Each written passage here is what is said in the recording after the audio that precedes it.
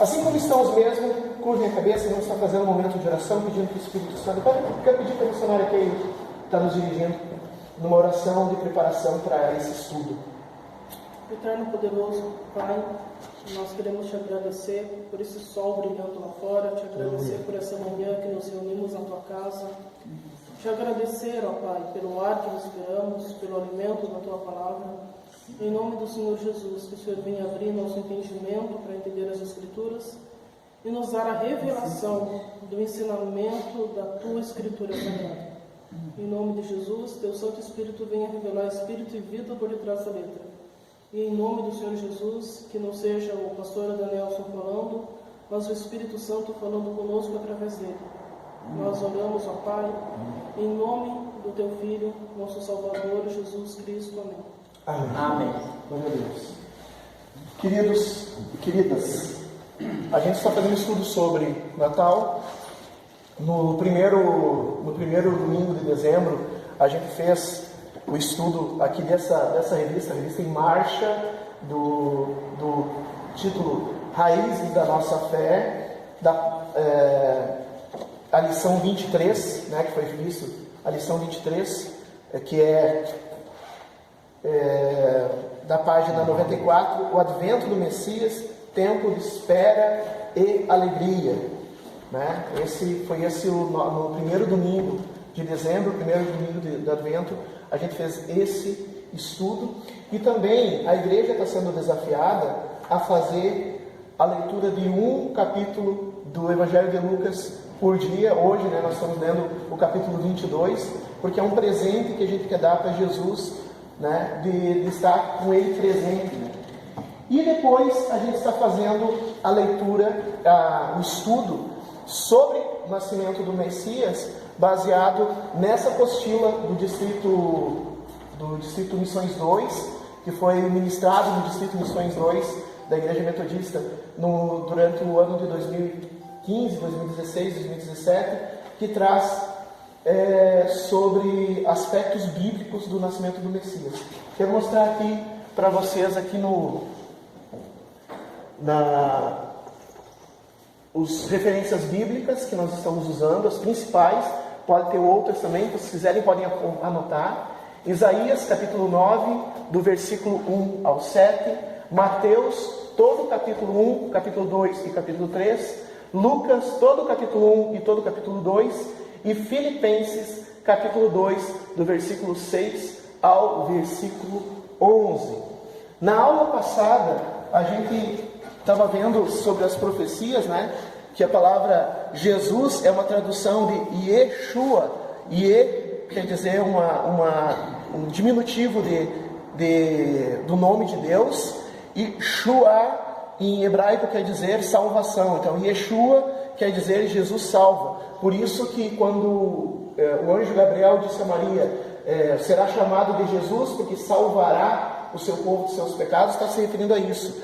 E que a palavra Mashiach, HaMashiach, que foi traduzida como Messias, quer dizer o ungido de Deus. A gente estava vendo na aula passada que no Antigo Testamento, quando alguém, um rei, ou o profeta, ou o sacerdote, era separado por Deus, no momento em que começava o seu trabalho, antes de começar o seu trabalho, em vez de ser batizado com água, ele era aspergido com óleo. E esse ato significa unção. Então, assim, a unção do rei, a unção do sacerdote e a unção do profeta era feita dessa maneira. Só que o HaMashiach, ou Messias com letra maiúscula, é só um, que é Jesus Cristo, que por ser filho de Deus, ele é rei. Por ser filho de Deus, ele é profeta. Por ser filho de Deus, ele é também sacerdote, porque ele se entregou em sacrifício. Então, ele é as três coisas ao mesmo tempo. Por isso, pode existir muitos ungidos, mas o verdadeiro Messias, o Cristo em grego, Messias vem da tradução hebraica, né? O único ungido é Jesus. Por isso que ele é chamado de Messias, porque ele é o único que ele é profeta, rei e sacerdote. E é por isso que as referências do nascimento de Jesus sempre trazem referência de profeta, rei e sacerdote, que nós vamos ver um pouquinho hoje. E eu quero começar hoje fazendo uma leitura que está no Evangelho de Mateus.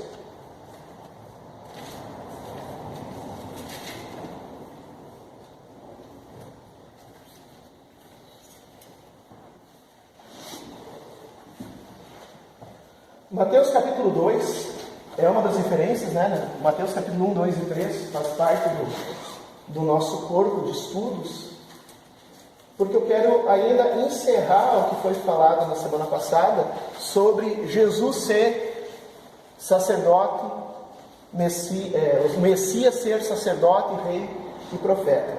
Capítulo 2, do versículo 1 até o versículo 12. Vamos fazer cada um ler um versículo? Eu começo a ler o versículo 1, de missionária que eu leio 2, a irmã Maria me leu 3, e assim por diante, cada um vai lendo até chegar no versículo 12, amém? Mateus capítulo 2. Tendo Jesus nascido em Belém, da Judéia, em dias do rei Herodes, eis que vieram os magos do Oriente a Jerusalém. E perguntavam: onde está o recém-nascido rei dos judeus? Porque vimos a sua estrela no Oriente e viemos para adorá-lo. Tendo ouvido isso, alarmou-se o rei Herodes e, com ele, toda Jerusalém. Então, convocando todos os principais sacerdotes e escribas do povo, indagava deles onde o Cristo deveria nascer. Em Belém, da Judéia, responderam eles, porque assim está escrito por intermédio do profeta.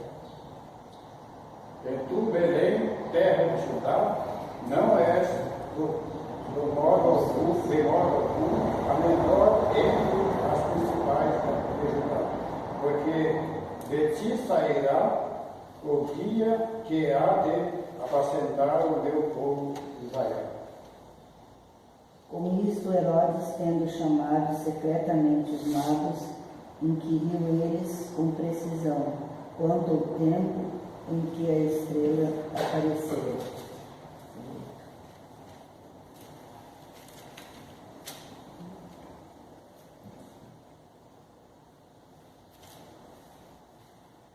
E enviando-os a Belém, disse-lhes: ide informar-vos cuidadosamente a respeito do menino, e quando o tiverdes encontrado, avisai-me para eu também ir adorá-lo.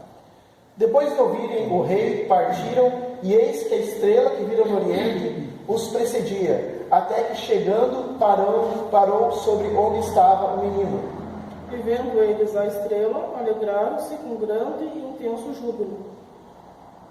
11. Entrando na casa, viram o menino com Maria, sua mãe. Prostrando-se, o adoraram, e, abrindo os seus tesouros, entregaram-lhe suas ofertas, ouro, incenso e mirra. Sendo por divina advertência prevenidos em sonho, para não voltarem à presença de Herodes, regressaram por outro caminho à sua terra. Vamos continuar até o 15. Tendo eles partido, eis que apareceu um anjo do Senhor a José, em sonho, e disse: dispõe-te, toma o menino e sua mãe, foge para o Egito, e permanece lá, até que eu te avise, porque Herodes há de procurar o menino para o matar. Dispondo-se ele, tomou de noite o menino e a sua mãe e partiu para o Egito.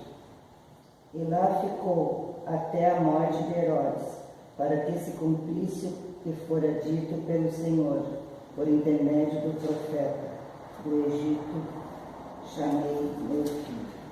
Irmão, pode ler para nós o 16? Daí vamos encerrar.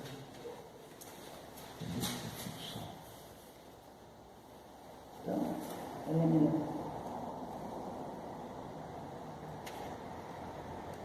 Vendo-se iludido pelos magos, enfureceu-se Herodes grandemente e mandou matar todos os meninos de Belém e de todos os seus arredores, de 2 anos para baixo, conforme o tempo do qual com precisão se informara dos magos. Amém.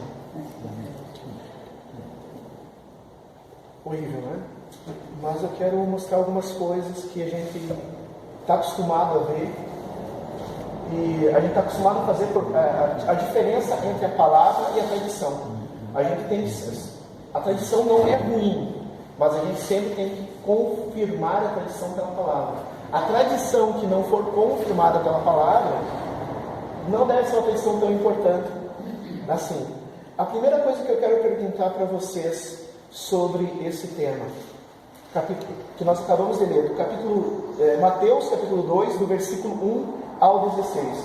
Eu quero começar com a primeira pergunta. Primeiro, aonde fala sobre reis? Quais são os reis que aparecem nesse trecho? O rei Herodes. Qual outro? E Jesus? Aonde? Está falando o quê? Sabe qual é a história dos reis magos? Onde é que estão os reis magos aqui? Bom, né? Não estão. Não eram reis. Os magos do Oriente. Já são os presentes que eles trouxeram. Isso. Sim, pastor. Mas, desculpa interromper, Claro. uma dúvida. Que tem na Bíblia lá que em casa que diz o nome dos reis. Gaspar, Baltazar e Melchior. Não, mas isso é a gente. Isso, ótima pergunta. Ótima colocação. Ótima colocação. A gente precisa diferenciar o que é Bíblia e o que é outra escritura. Bíblia, escritura sagrada, é o que está aqui no corpo do texto. Mas a grande parte das Bíblias, casualmente essa Bíblia só tem, as notas de rodapé só tem referências bíblicas. Faz parte da Bíblia. Isso ótimo. Nem o título faz parte da Bíblia. A visita dos magos. Isso aqui não faz parte da Bíblia. Isso aqui foi colocado depois. E as notas de rodapé que são colocadas têm a ver com duas coisas.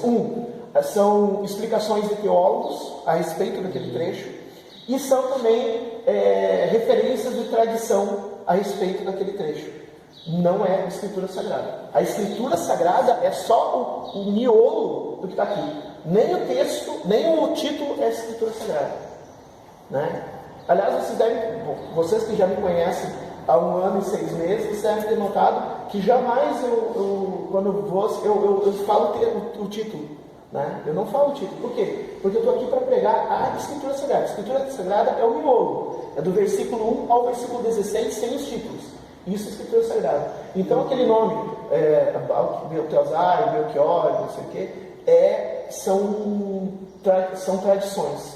Não é Escritura Sagrada. Na Escritura Sagrada não se encontra. Por quê?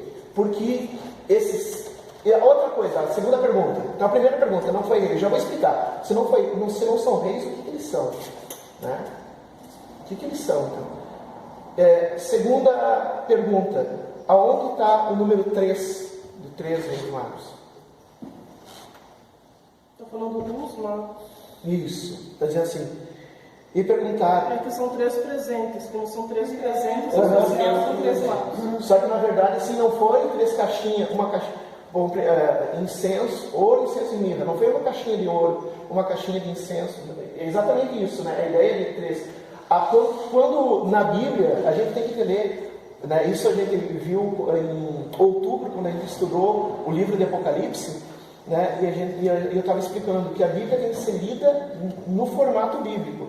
Algumas palavras são indicativas. Por exemplo, quando a Bíblia diz muito, quer dizer de 10 pessoas para cima. Quando a Bíblia diz multidão, quer dizer uma multidão que bateu, um grupo de pessoas que batendo no olho não dá para ver. Em torno entre 20 pessoas e 500 pessoas é chamado de multidão, né? E quando a Bíblia diz uns, não é uma multidão e não são muitos. Porque se a Bíblia tivesse dito muitos magos, a gente entenderia que era em torno de 10 a 20 pessoas. Quando a Bíblia diz uns magos, a palavra uns, né, é um grupo pequeno, a gente pode entender que é de 3, uns é mais do que 2. Uns é mais do que 2, porque quando é 2, eles dizem 2. Quando é 3, eles dizem 3. Quando eles dizem uns na Bíblia, isso vale para todos os textos bíblicos, não só para esse. Quando eles dizem uns, quer dizer, é mais do que 2, mas é menos do que 10. A palavra uns quer dizer entre 3 a 9 pessoas. Agora eu quero chamar a atenção para vocês. Parem para pensar a situação que estava em Belém. Em Jerusalém, melhor dizendo, pior do que em Belém, porque em Belém já estava assim, mas em Jerusalém, que era a capital do império, pior ainda. Era um período de intervenção de um governo estrangeiro, né? Roma estava intervindo na Judéia, Roma estava intervindo em Jerusalém. Existia uma tensão política e militar na cidade, e qualquer coisa estranha era reprimido pelo governo, pela polícia, pelo exército de Roma. E para evitar que o exército de Roma interferisse, a guarda do templo ficava atento a qualquer multidão, qualquer movimento. A guarda do templo tentava dirimir, porque a guarda do templo queria proteger o povo judeu, queria proteger o povo israelita. Então a guarda do templo, quando via que tinha alguma movimentação estranha, já procurava afastar, diminuir, antes que os romanos vissem, porque se os romanos vissem, eles desciam o cajado, né? Então, agora vamos ver, um grupo, da onde vieram, vamos voltar um pouquinho, antes de falar sobre isso que eu estou falando, vamos voltar um pouco atrás, a palavra mago.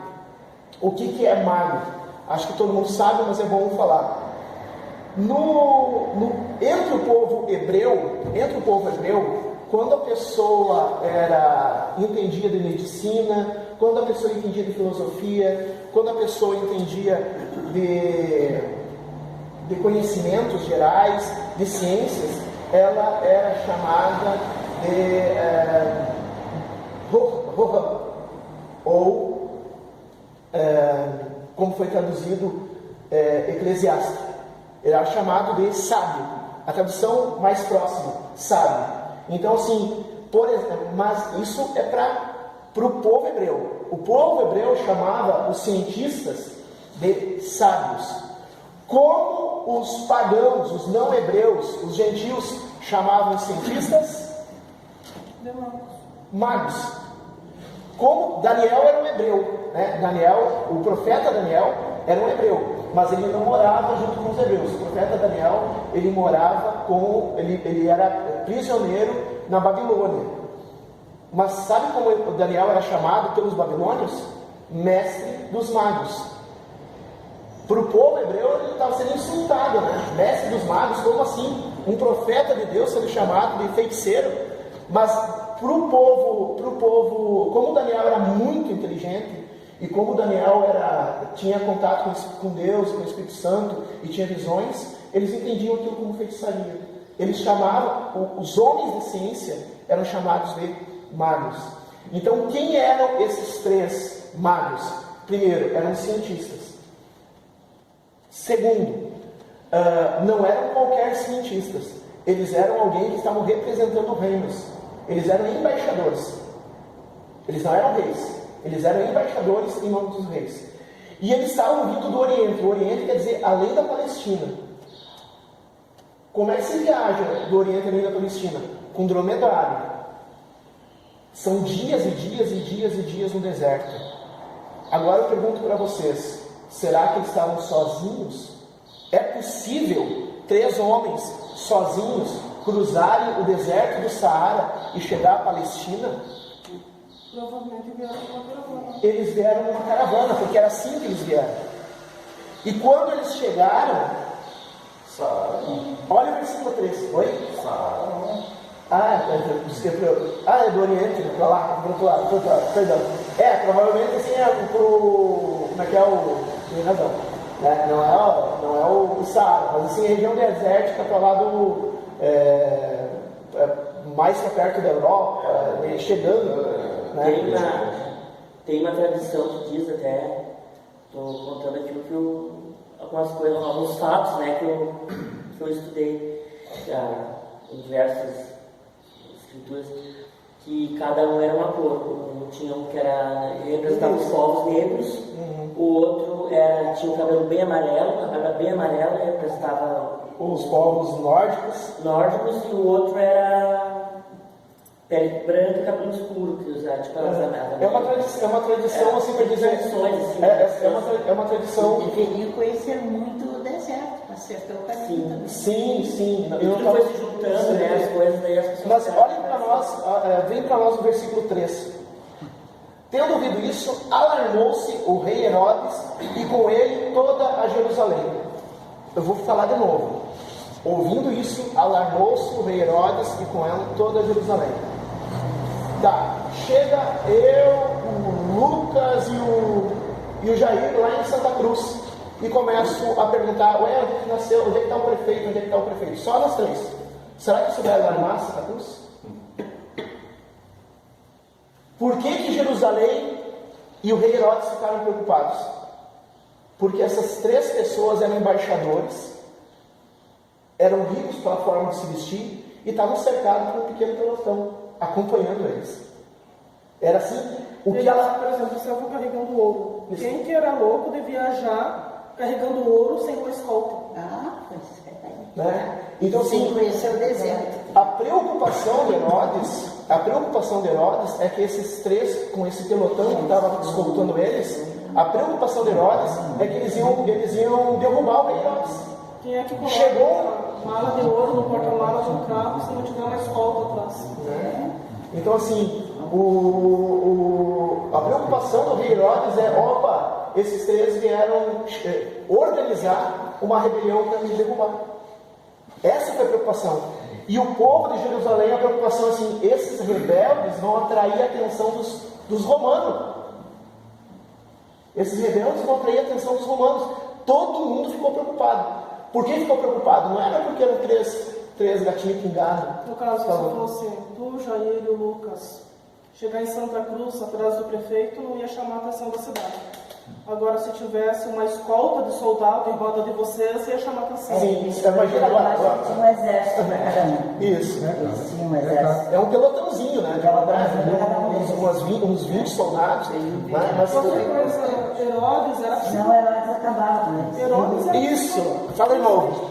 Né? Se não tivesse um pelotãozinho, o que aconteceria? O Herodes O acabava. Herodes ia pegar o. Sim, Se Herodes mandou matar as crianças, não ia matar três homens. né? O que eu quero chamar para você, assim, a gente não sabe se eram três, pode ser mais que três, né? Pela tradição da escritura bíblica, era mais do que 2 e era menos do que 10. Essa é a tradição bíblica, da palavra uns, né? Pois é, a gente não se sabe. Pode ser, mas vamos supor que fossem 9 embaixadores, de 9 lugares diferentes, os 9 andando em caravana, cada um no seu pelotão. Não é de botar medo, Não é qualquer coisa. né? Não é de botar medo no rei. Olha aí, estão procurando um outro rei, que não sou eu, né? E se fossem poucas pessoas, seria o que a Nina falou, né? Eles tinham com eles ouro, incenso, mas eles tinham também mapas. Eles tinham mapas. Para localizar onde estava o menino Jesus. Por que Herodes não mandou os soldados matarem eles ali, tomar o que era deles e ir atrás da criança?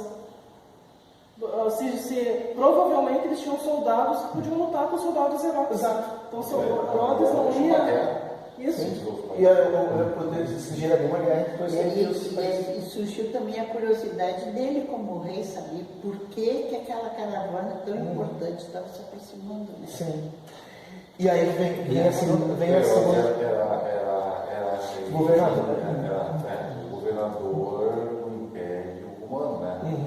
Já na época já tinha vários adversários, né? Herodes era judeu. Herodes era judeu nomeado. Herodes era judeu nomeado pelo imperador romano. Sim, né? Mas naquela época já tinha vários impérios querendo, né? Eu imagino que a preocupação de Herodes foi: vamos ficar, olha, a gente não pode atacar porque eles têm pelotão. E se a gente, mesmo que a gente tenha força para atacar eles, se a gente atacar eles, vai chamar a atenção dos romanos. E daí se foi meu governo. Eles não têm permissão também do governador romano. E eles não queriam que chegasse o governador romano, a ideia.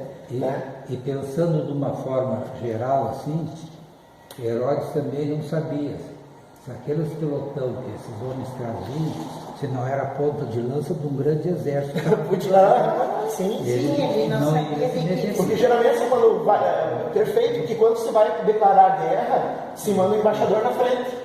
E estava lá um grupo de embaixadores. Vai que esse grupo de embaixadores está vindo para declarar guerra contra Israel. Né? Chega para usar, cadê o novo rei? Complicado, né? Então, assim, a gente entende, eram embaixadores, não eram reis, né? Por que talvez foi chamado de reis? Porque, na verdade, eles estavam representando reis, eles estavam representando os reis.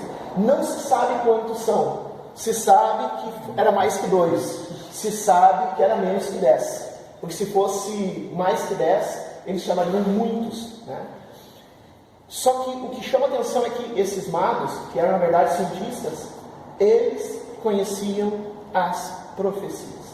Na aula passada, a gente viu que as profecias a respeito do momento em que Deus viria à Terra é espalhado por vários povos, mas só o povo hebreu recebeu de Deus a autorização de dizer, de profetizar. Mas os outros povos também tinham, né?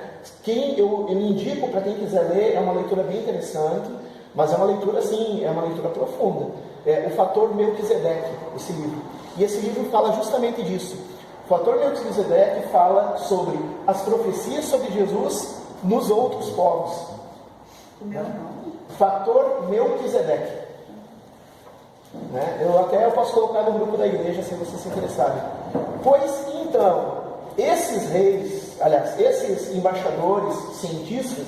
O Fator Melquisedeque é uma pesquisa histórica escrita por um historiador. Isso, o Fator Melquisedeque não é um livro de teologia. O Fator Melquisedeque... É um historiador que provou que a mensagem de Jesus chegou nos povos pagãos.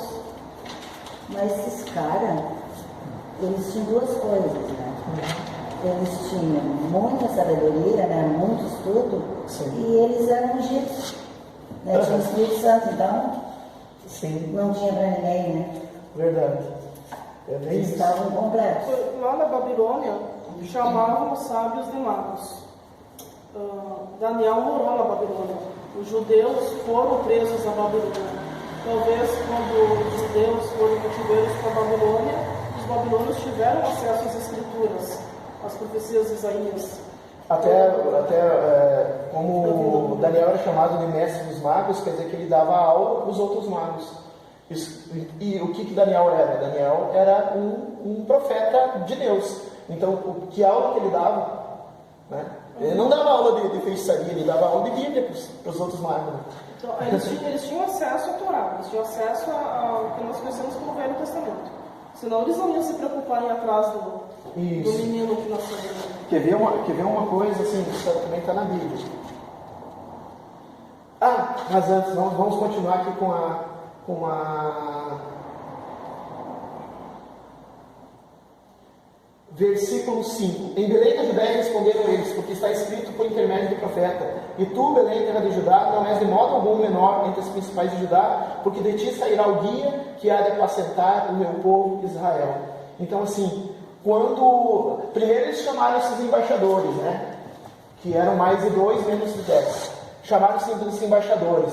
Embaixador, que bom, sejam bem-vindos a Jerusalém. Aquela figura toda do medo bem como disse o irmão Herculano, né? Com medo do exército que podia estar em volta, né?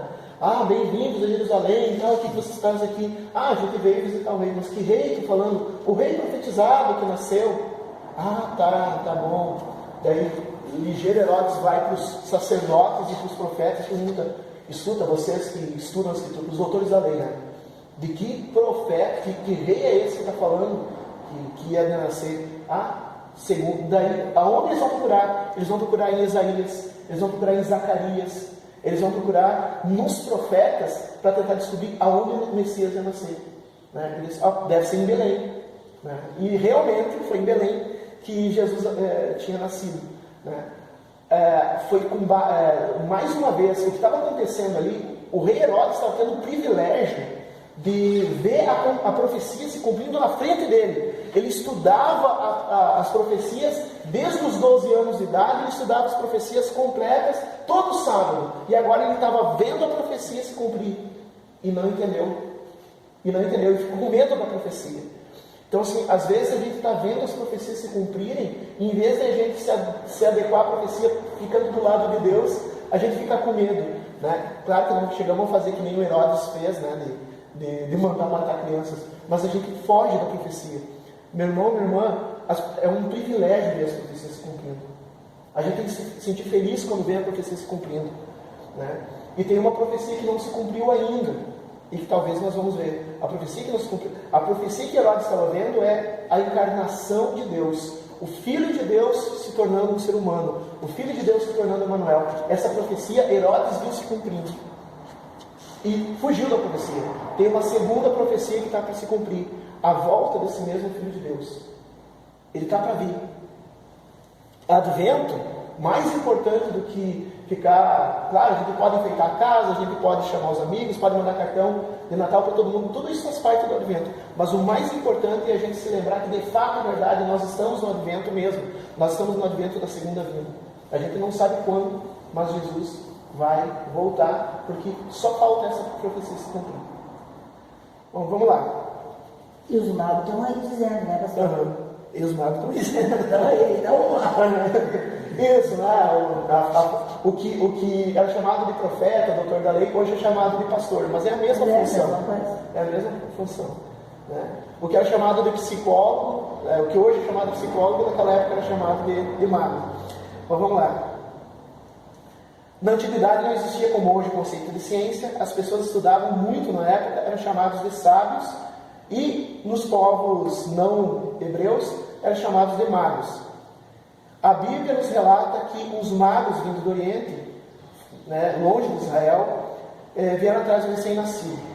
Sabemos que os israelitas esperavam o Messias, mas como esses estrangeiros, sem conhecimento dos costumes da religião dos hebreus, souberam do nascimento do Messias? Uma coisa interessante aqui também, os presentes deles, ouro, incenso e mirra, com um grande significado. Sim, obrigado. A gente vai chegar a isso. Mas antes eu queria mostrar mais uma coisa na Bíblia.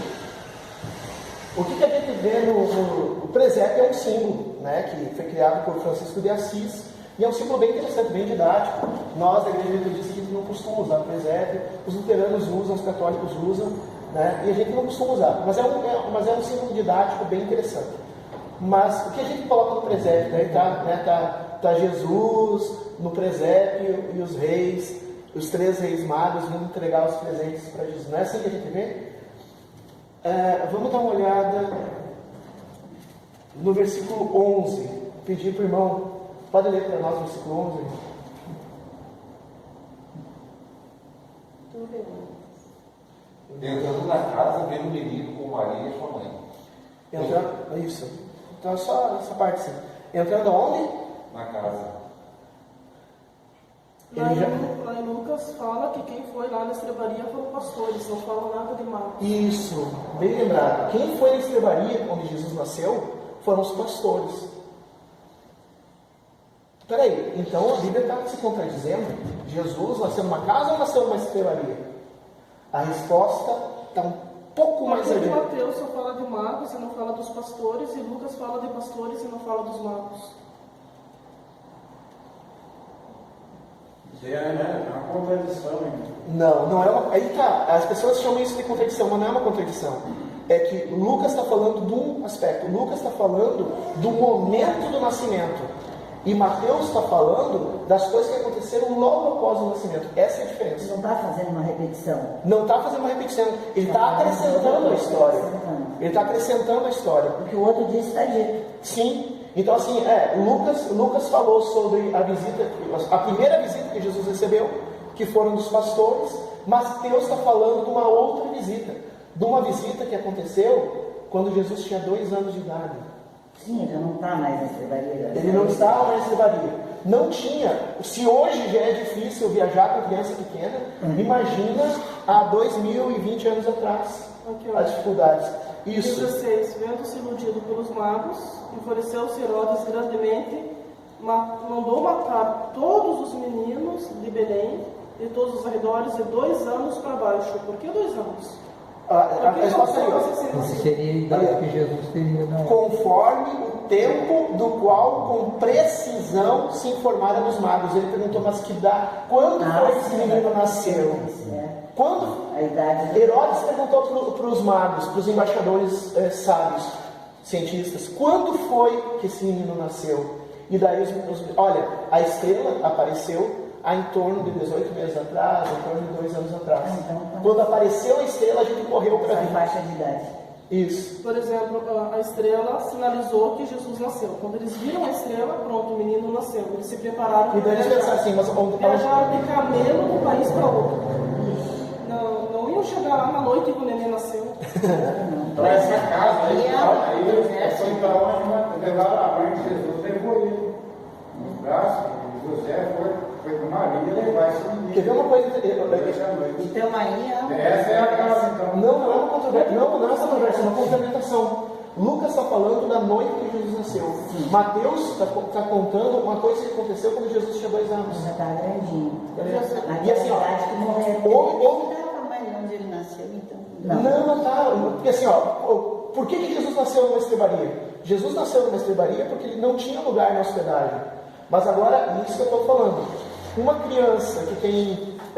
Se hoje em dia já é difícil, né? Nós temos um carro, um ar-condicionado com cadeirinha, mas é difícil viajar com bebê. Agora imagina há 2020 anos como era difícil. Então o que José fez? O que José fez quando ele alugou uma casa? José alugou uma casa em Belém.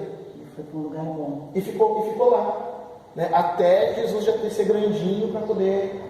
A ideia de José era essa, não, quando Jesus já tiver. Quando a gente vê esse presépio, o presépio dos 3 reis magos lá, tem que lembrar quem inventou o presépio. Foi Francisco de Assis.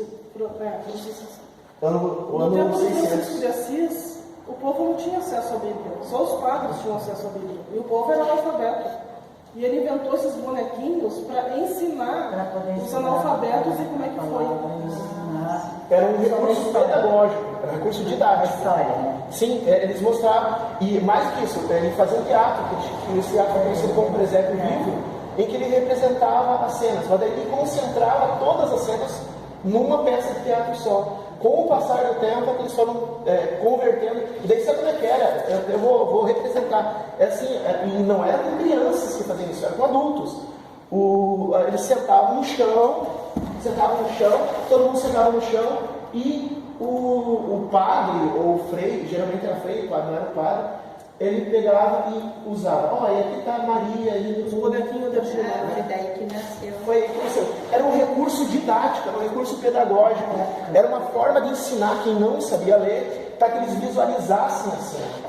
Né? Não era enfeite e muito menos objeto de idolatria. Com o passar do tempo, uma linha se tornou como objeto de idolatria, né? Ser vergado na frente do presépio. Eu teria uma pergunta assim. Oi. A gente está discutindo, falando e tomando mais conhecimento sobre o nascimento de Jesus. A Bíblia não cita o dia exatamente que Jesus Ótimo, nasceu. tá bom. Vamos, é isso Não que se sabe se foi dia 24, não se sabe. Inclusive tem religiões que eu sei aí que não tratam dessa data. E outros que acham que, assim, ó, o que é, foi falado na semana passada, não foi falado já desde a primeira. Assim, ó, é uma convenção. Na verdade, existia os povos pagãos tinham uma festa chamada do Sol Invicto, festa do solstício de inverno, e os judeus tinham uma festa chamada Hanukkah, que é a festa da dedicação, a festa das luzes, que era nessa data. Quando quando os cristãos começaram a dizer, não, mas peraí, mas Jesus é a luz do mundo, então eles começaram a festejar no dia do Sol Invicto, eles começaram, que é conhecido bem com isso, final de dezembro, que é o solstício de inverno no hemisfério norte. Dia 21, né? Fica acho que para os judeus é hoje, né? Hoje é Hanukkah. Pois hoje é Hanukkah. Hoje é 22. É a estação climática, né? A estações climáticas. É dia 22. Hoje divide Isso. Então assim, acho que hoje começa. Hoje é o primeiro dia de verão, né? Então é o solstício de inverno no norte. É o solstício de inverno no norte. Para eles, então, os povos pagãos festejavam o dia do Sol Invicto. Isso foi falado semana passada, mas a gente vai falar de novo. Foi Sol Invicto, né? Que é da noite mais longa que as pessoas, imagina assim, o povo hoje a gente diz a Europa como algo muito, um exemplo de civilização, mas a Europa era um povo assim, todo cheio de como é que é, superstições, né, nessa época. Então, na noite mais longa do ano, eles ficavam morrendo de medo, eles passavam de vigília porque eles pensavam que o espírito da noite tinha devorado o sol. Porque era 5 horas da manhã e o sol não nascia ainda, era 6 horas da manhã e o sol não nascia ainda, e eles, meu Deus, a noite matou o sol, e agora? E eles começavam a clamar, solta o sol, e o sol nascia. Daí eles, então o sol venceu a noite graças às nossas orações. E daí eles faziam uma festa grande do sol invencível. Isso na região que hoje a gente chama de Europa, na região do leste. E para os hebreus era a festa da dedicação, era a festa das luzes, hoje é chamado de festa das luzes, que ainda os judeus ainda celebram. Na mesma época, só que eles entendiam assim, não, é simplesmente eles faziam uma vigília na noite, era bem parecido, só que tinha um outro significado. Eles não achavam que o sol estava brigando contra a noite, como o pessoal, os mitraístas que adoravam o sol. Eles acreditavam que simplesmente era um momento da criação que eles faziam a festa deles.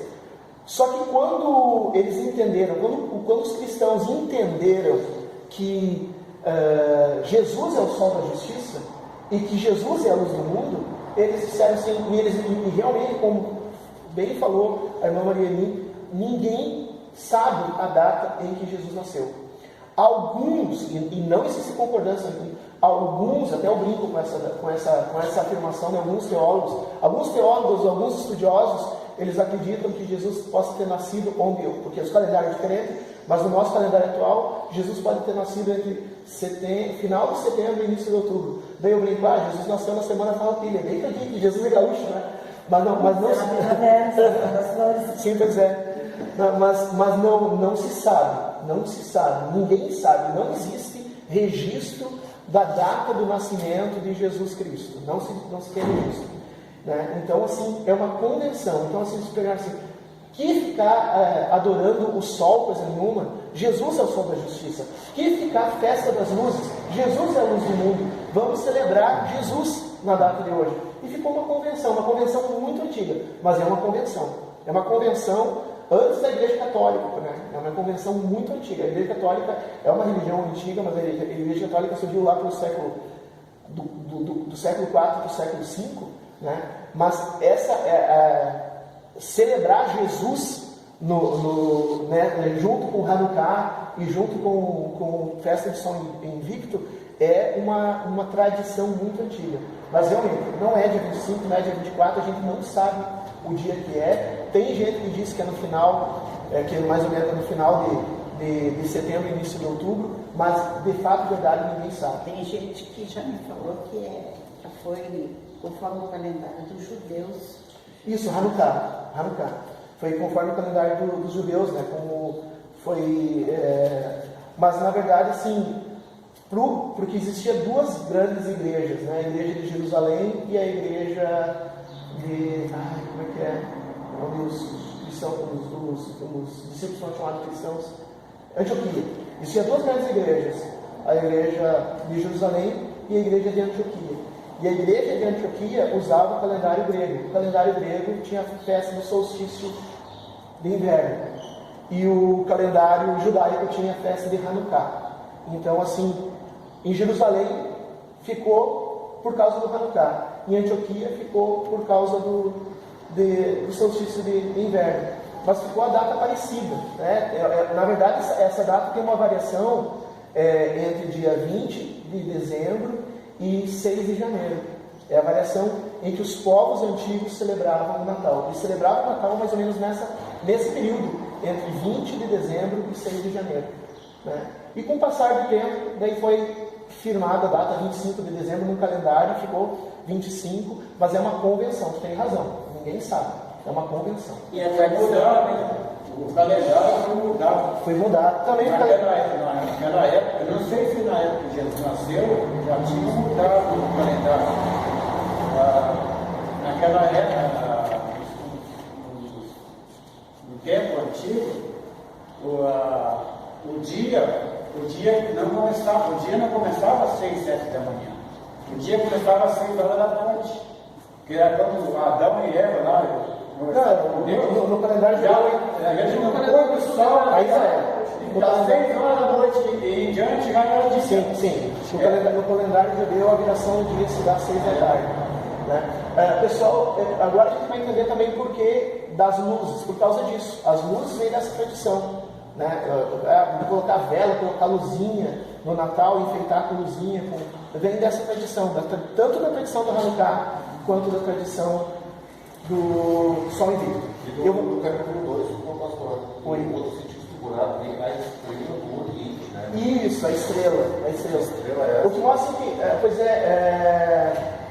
tem pior não, que bom, tem cientistas estudando a estrela, diz que realmente apareceu mesmo nesse período, apareceu uma conformação de uma supernova junto com uma nebulosa que explodiu e realmente apareceu um ponto de luz luminoso no céu que ficou em torno de 3, 4 anos brilhando. Né?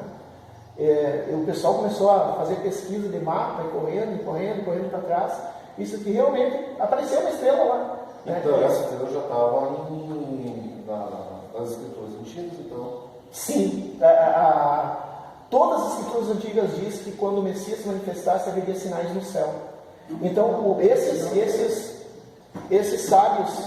Oi? Era o sinal de Deus. Sim, esses sábios quando viram... Porque assim, o povo do Oriente, os magos do Oriente, eles eram astrólogos. Né? A astrologia fazia parte disso. Então, eles passavam o tempo todo olhando o céu. E eles estavam olhando... Eu imagino, a Bíblia não diz, nem o livro de Melquisedeque, nem o fator de Melquisedeque diz também, mas isso é uma imaginação minha. Eles estão o tempo todo olhando, está tudo igual, sempre o céu igual.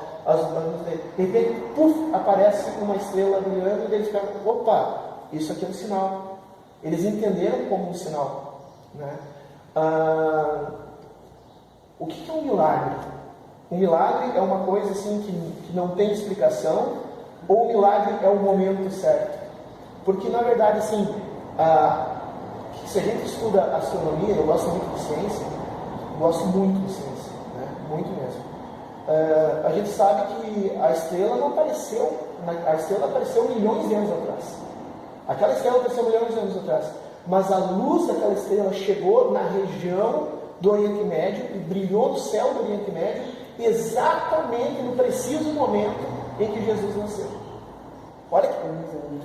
Então o pessoal diz assim, mas o que aconteceu no Mar Vermelho? Grande coisa, tem um corredor atrás, se emboca, se formar um tornado na boca do corredor, na outra boca do corredor, forma um corredor de vento e baixa as águas do Mar Vermelho. Não tem nada de sobrenatural nisso. O sobrenatural não é isso. O sobrenatural é que exatamente no... Alguém tem como prever tornado? Estou tentando prever tornado até hoje. Nos Estados Unidos tem gente especialista para tentar prever tornado. Ninguém consegue prever tornado. Acontece que justamente quando o povo de Deus estava na beira do Mar Vermelho e o exército atrás, se formou um tornado justamente na boca do corredor. Então, assim, eu entendo, isso aqui eu aprendi com a minha mãe. O milagre não é o fato, porque o fato pode ser explicado. A ciência explica o fato, mas a fé explica quem fez. Porque foi o momento exato que se formou o tornado naquele lugar e daí abriu o Mar Vermelho. A gente pode explicar, não, foi um tornado, mas naquele momento, justamente quando eles estavam prestes a ser mortos pelo exército, se forma um tornado. E até a coluna de nuvem, a coluna de fogo tem explicação, porque é chamado tornado de fogo, quando o tornado se pega num incêndio, e aquela região é muito seca, pegou o incêndio e formou um tornado de fogo. Beleza, mas um tornado de fogo justamente para separar, se formou um tornado de fogo quando foi separar o exército do povo. Então, assim, o milagre, a gente pode explicar o milagre, mas a fé diz quem é que produziu isso. Né? A estrela que brilhou sobre o Oriente Médio se formou há milhões de anos atrás. Mas a luz dela brilhou sobre o céu do Oriente Médio exatamente no momento em que Jesus nasceu. Exatamente no momento. E foi isso que os magos entenderam como sinal. Então, assim, para encerrar nosso estudo de hoje, e eu queria assim que a gente lembrasse, não, eu tenho falado essas 4 semanas, não vamos deixar o aniversariante, o homenageado da data, de fora da festa. Né? O principal, aliás, o fundamental, não é nem o principal, é o fundamental. Se não tem Jesus, não tem por que celebrar o Natal. Se não tem Jesus na nossa família, não tem por que celebrar o Natal. Né? Por isso a gente tem que fazer, nessa terça-feira, uma festa de aniversário para Jesus. Né? Não é um culto de Natal, vai ser uma festa de aniversário que nós vamos fazer para Jesus nessa terça-feira às 19 horas e todos são convidados. Mas vamos lá. Jesus, o Messias, não apareceu, não surgiu há 2019 anos atrás. Ele sempre existiu. Ele estava em Deus e era Deus, conforme a gente vê em João, 1 João, capítulo 1, aliás, não, Evangelho de João, capítulo 1, versículo 1, assim que ele sabe Deus, ele é Deus. E aí está a explicação por que os entendidos, sabidos, cientistas não sabiam. Porque Deus fala assim de tudo. Com certeza. Deus sabia o momento, a hora, nunca tinha acontecido assim, né, que ia acontecer essas coisas. Mas então, os cientistas não sabiam. Tá. Foi Jesus que criou o universo e foi ele que deu a vida. João, capítulo 1, no versículo 13 e 4, está dizendo isso. Ele não é uma criatura. Jesus não é uma criatura. Ele é a expressão do Criador. O Filho de Deus não foi criado, pois ele sempre existiu. O Messias, que sempre existiu, assumiu forma humana semelhante a um bebê humano há cerca de 2019 anos atrás. Ele já existia, mas passou a se manifestar em forma humana. Isso em 1 João, isso sim, na primeira carta de João, capítulo 1. João, capítulo 1, né? Para assumir a forma humana, o Messias teve que se esvaziar da sua glória. Isso está em Filipenses, capítulo 2, versículos 6 e 11. Ele saiu, ele se esvaziou da sua glória, passou a viver e se comportar como se fosse um ser humano. Ele fez isso por amor de nós.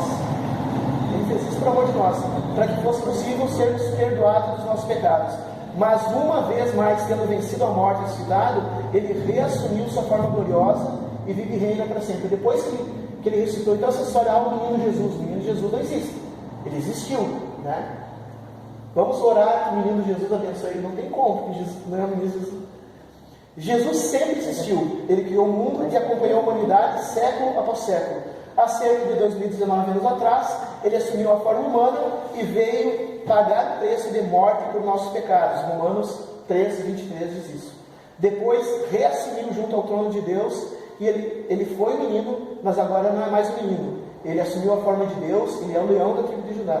Jesus é a expressão maior possível de nossa proximidade com Deus. Sem ele é impossível chegar até Deus. Sem Jesus é impossível chegar até Deus. João capítulo 14, versículo 17 diz isso.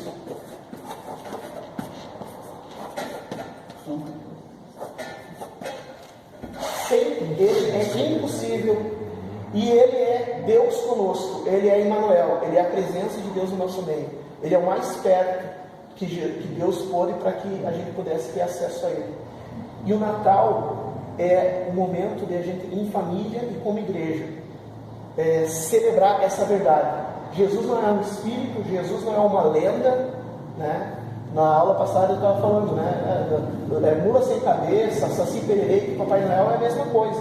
Jesus não é isso. Jesus é um fato histórico, mas também Jesus é um fato de fé. Ele ressuscitou, ele vive para sempre. E nós queremos celebrar isso em família e como igreja. Não só hoje, mas todos os dias, porque nós estamos permanentemente no Advento. Assim como se cumpriu as profecias da vinda, vão se cumprir as profecias da volta, e nós temos que estar preparados. Amém? Hoje à noite nós temos o culto, né? Esse culto também vai estar falando sobre isso, vai estar, né, de preparação. E terça-feira à noite nós vamos fazer essa festa para o Messias, e todos estão convidados.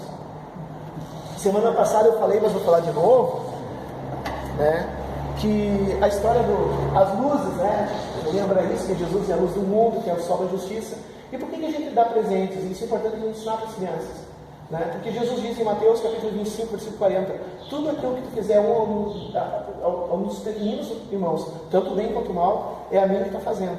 Então, a gente não tem como dar presente para o aniversariante, mas a gente pode dar presente à imagem e semelhança do aniversariante, que somos nós.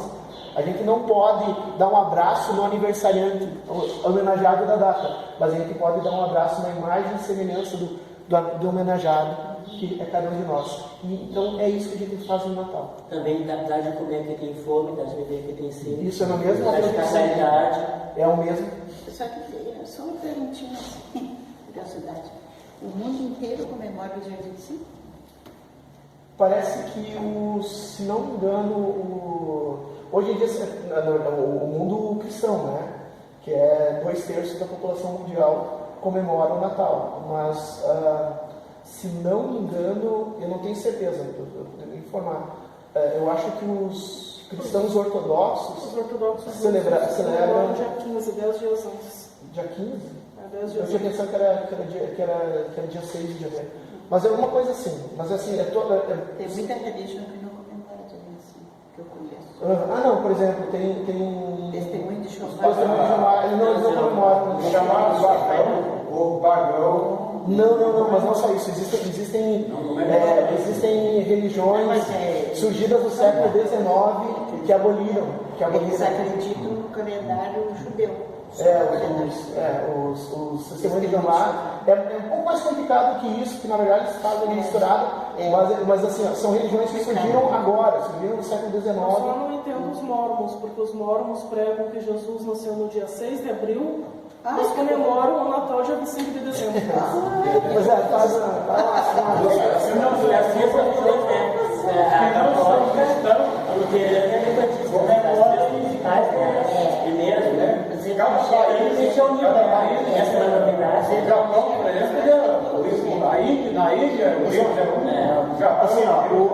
a data convencional é dia 25 de dezembro, mas não quer dizer que não possa existir variações, e também existe algumas religiões que se dizem cristãs e não. Todas as datas,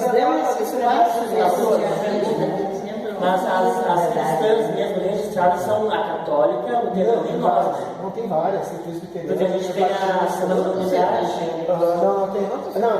Tem igrejas que não fazem parte do. Isso tu vai gostar se tu for estudar no Instituto Teológico, tu vai ver toda essa história. Né? Mas não, tem várias igrejas que são igrejas cristãs genuínas. Eu pergunto, por que tem essa unidade da nossa Isso remete a uma história de 1910, num congresso missionário que teve, agora não lembro o nome da cidade, na Europa, e que daí houve assim, uma divisão. Então, na verdade, são dois grandes grupos de ecumenismo, mas daí isso não tem muito a ver com o Natal. Mas assim, já a data, 25 de dezembro, ela é convencional para a maioria absoluta dos cristãos. Existem evangélicos, cristãos evangélicos, cristãos católicos também. Católicos também. E é usado pela comunidade ocidental em geral. Ok? A gente vai continuar à disposição, né? Quero agradecer. Pode deixar teu comentário aqui, tua pergunta aqui, assim como eles estão fazendo perguntas aqui, tu pode deixar tua pergunta aqui que a gente também responde. A gente vai terminar em encerramento aqui, a gente continua, mas para ti, continue com teus comentários. Deus abençoe e obrigado pela participação.